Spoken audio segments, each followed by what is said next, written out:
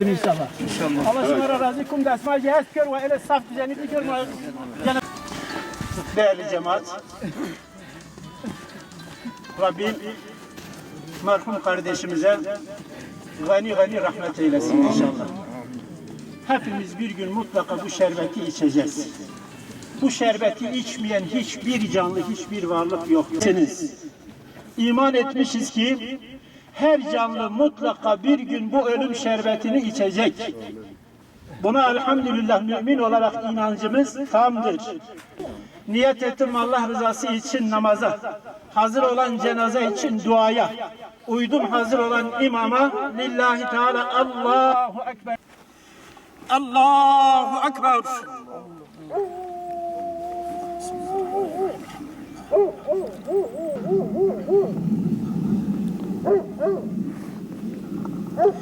Allahu Ekber.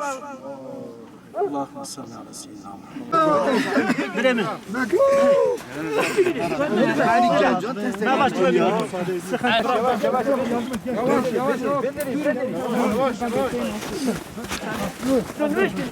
Dönmüş mü? Yavaş otur. Yavaş.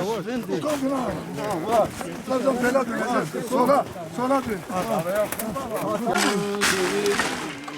إن كانت إلا صيحة واحدة فإذ مبين فأن اعبدوني هذا صراط مستقيم ولقد أضل بي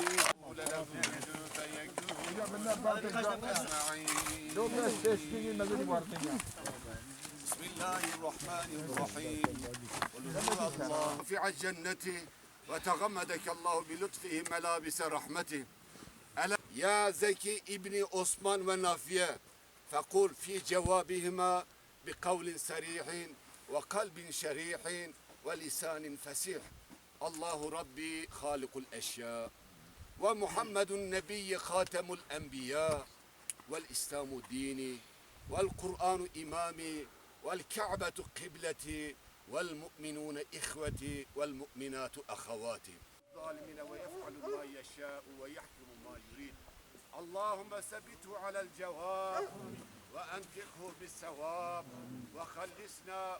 Ve merhum Zeki Yıldırım yeğenim, işte malumunuz yurt dışında yaşıyordu, Hamburg, Almanya Hamburg kentinde.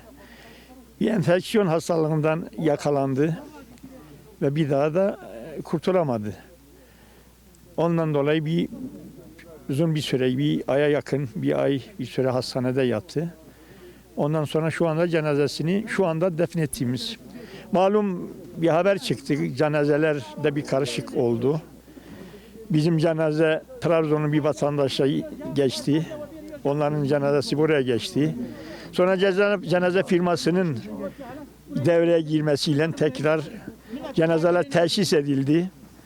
Önce Trabzon cenazesi gönderildi. Sonra aynı cenaze firması bizim cenazemizle teşhis edilince getirip şu anda sizin de bulunduğunuz mezarlıkta defnettik.